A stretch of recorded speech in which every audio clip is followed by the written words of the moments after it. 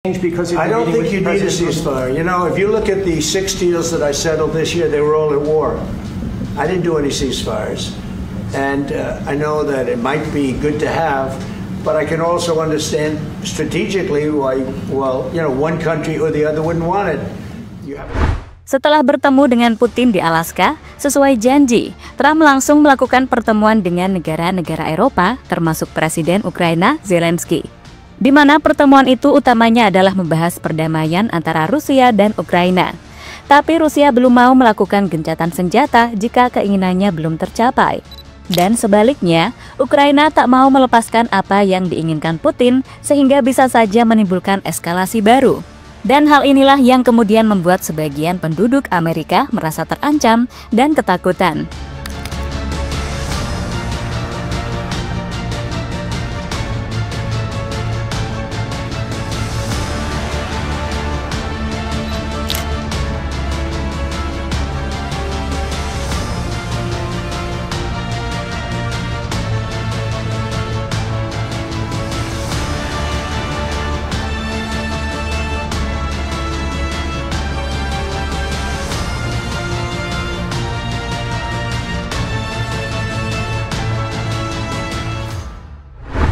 Dimulai dengan sebuah jabat tangan paling epik di dekade ini, di mana banyak analisis mengatakan, baik Trump dan Putin sudah saling adu kuat untuk menunjukkan siapakah alfa di antara mereka.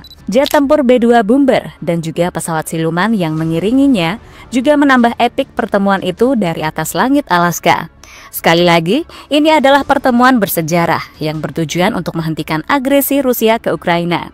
Di mana seperti kita tahu, Rusia telah lebih dari 3,5 tahun menginvasi Ukraina. Dengan berbagai wilayah Ukraina atau kurang lebih 19%-nya telah dikuasai Rusia. Namun sayang, meski berjalan positif dan terdapat poin-poin yang saling dipahami, namun kesepakatan untuk gencatan senjata belum terjadi hingga pertemuan usai. Jadi, setelah kurang lebih 3 jam pertemuan berlangsung, dengan Trump yang ditemani delegasi AS, yakni Steve Witkoff dan Rubio, serta Rusia yang ditemani tangan kanannya seperti Lavrov, pertemuan berakhir tanpa tercapai kesepakatan nyata untuk menghentikan perang di Ukraina, baik sementara maupun permanen. Upaya Trump untuk mengamankan gencatan senjata tidak berhasil dan tidak ada konsensi militer yang diberikan oleh Putin. Memang, meskipun Trump mengatakan ada banyak poin kesepakatan, tapi Trump juga menyebut bahwa beberapa poin penting juga masih belum terselesaikan. Kedua belah pihak juga tidak menguraikan komitmen yang mengikat. Dengan ketiadaan kerangka kerja untuk menghentikan permusuhan, bahkan mengisyaratkan bahwa perang akan berlanjut untuk saat ini. Meski begitu, Trump menggambarkan pertemuan tersebut sebagai sesuatu yang sangat produktif, bahkan memberikan nilai 10 meski tanpa kesepakatan konkret. Trump juga nampak senang karena Putin banyak memujinya, seperti saat menyebut bahwa ia bisa mengkonfirmasi ucapan Trump bahwa perang tak akan terjadi jika Trump jadi presiden AS.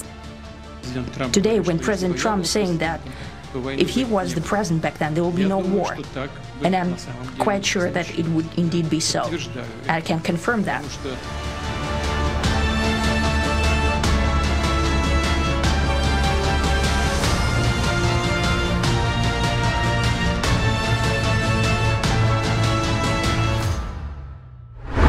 Pertemuan mendesak Trump dan negara Eropa. Presiden Amerika Serikat Donald Trump mengadakan pertemuan multilateral dengan Presiden Ukraina Volodymyr Zelensky dan sejumlah pemimpin Eropa. Pertemuan ini untuk membahas sejumlah hal terkait potensi perdamaian antara Rusia dan Ukraina. Dalam pertemuan itu, Trump terus mendorong Ukraina agar dapat segera membicarakan kesepakatan damai dengan Rusia. Seraya menyampaikan hasil pertemuan Presiden Rusia Vladimir Putin dengan dirinya Jumat lalu. Di sisi lain, Kiev terus meminta jaminan keamanan dari Washington. Dan yang jadi sorotan, Trump mengatakan, kita juga perlu membahas kemungkinan pertukaran wilayah dengan mempertimbangkan jalur kontak saat ini antara Ukraina dan Rusia. Trump sebelumnya telah mengisyaratkan bahwa Ukraina harus secara resmi menyerahkan wilayahnya kepada Rusia, termasuk wilayah Crimea. Hal ini berbeda dengan sikap Zelensky beberapa waktu lalu. Ia menyebut tidak akan memberikan sejengkal pun wilayah Ukraina kepada Rusia.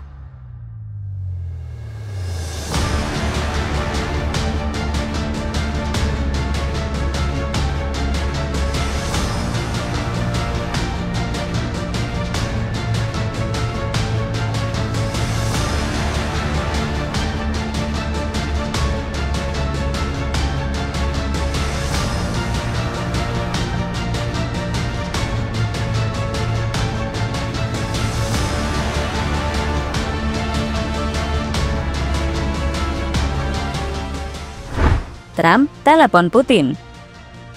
Trump menelepon Putin setelah membahas jaminan keamanan untuk Ukraina dalam perundingan multitahap dengan para pemimpin Eropa di Gedung Putih. Saya menelepon Presiden Putin dan memulai pengaturan pertemuan di lokasi yang akan ditentukan antara Presiden Putin dan Presiden Zelensky, tulis Trump di Truth Social. Setelah pertemuan itu berlangsung, kita akan mengadakan trilat yang akan dihadiri oleh kedua presiden dan ditambah saya sendiri, kata Trump, menyebutnya sebagai langkah awal yang positif untuk perang yang telah berlangsung selama hampir 4 tahun. Trump mengatakan bahwa ia melakukan panggilan telepon tersebut setelah diskusi di Gedung Putih dengan para pemimpin Eropa, yang berakhir dengan pertemuan lanjutan di ruang oval. Selama pertemuan tersebut, kami membahas jaminan keamanan untuk Ukraina yang akan diberikan oleh berbagai negara Eropa dengan koordinasi bersama Amerika Serikat, tulis Trump. Ajudan Kremlin, Yuri Ushakov, mengkonfirmasi panggilan telepon tersebut, mengatakan kepada NBC News bahwa panggilan tersebut diprakarsai oleh Trump dan berlangsung sekitar 40 menit. Baik Trump maupun Putin menyatakan dukungan untuk perundingan langsung antara Rusia dan Ukraina, kata Ushakov.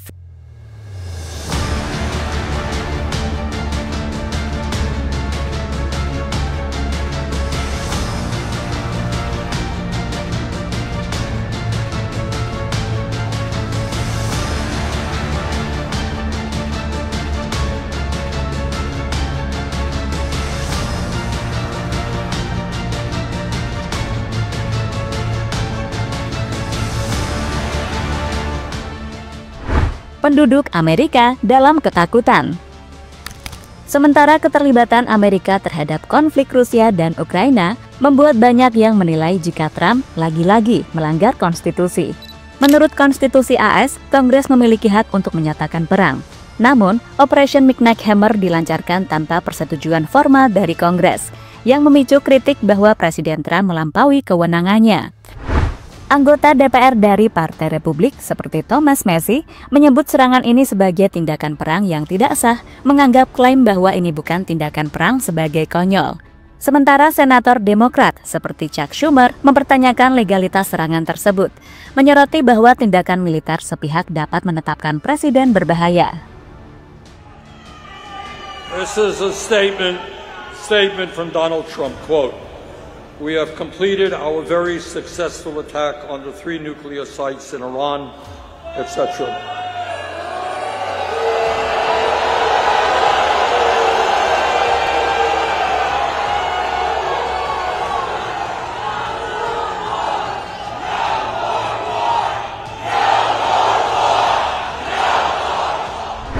Sementara itu, bagi publik AS, pengalaman pahit AS dalam perang di Irak dari 2003 sampai 2011 dan Afghanistan 2001 sampai 2021 telah menciptakan keletihan perang di kalangan rakyat AS. Konflik tersebut memakan biaya triliunan dolar, ribuan nyawa prajurit AS, dan menyebabkan ketidakstabilan regional tanpa hasil yang jelas. Banyak warga AS melihat potensi perang dengan Iran sebagai pengulangan skenario ini, terutama karena Iran memiliki kemampuan militer yang lebih canggih, termasuk rudal balistik dan jaringan proksi yang besar.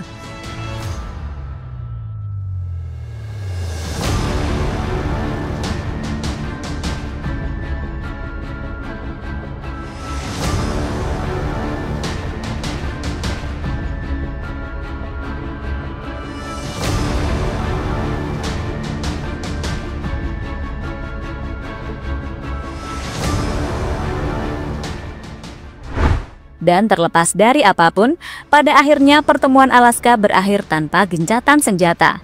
Tanpa kesepakatan nyata, tapi dengan satu pesan kuat, Putin pulang dengan kemenangan simbolis. Ia tidak memberikan konsesi apapun, namun berdiri sejajar dengan Presiden Amerika Serikat, dijemput jet tempur, disambut karpet merah, dan bahkan meninggalkan janji mengejutkan. Mungkin pertemuan berikutnya di Moskow. Trump tersenyum, menyebut pertemuan itu produktif, memberi nilai 10 meski belum ada hasil konkret. Sementara itu di Kiev, Zelensky tak bisa menutup kekecewaannya. Saat Trump berjabat tangan dengan Putin, rudal Rusia masih jatuh di tanah Ukraina. Dan bagi Zelensky, perdamaian hanya bisa lahir lewat meja perundingan yang menghadirkan Ukraina, bukan sekedar Moskow dan Washington. Kini pertanyaannya, seperti apakah pertemuan selanjutnya? Bisakah Zelensky, Rusia, dan Amerika duduk bersama? Kita akan menantikan hal tersebut.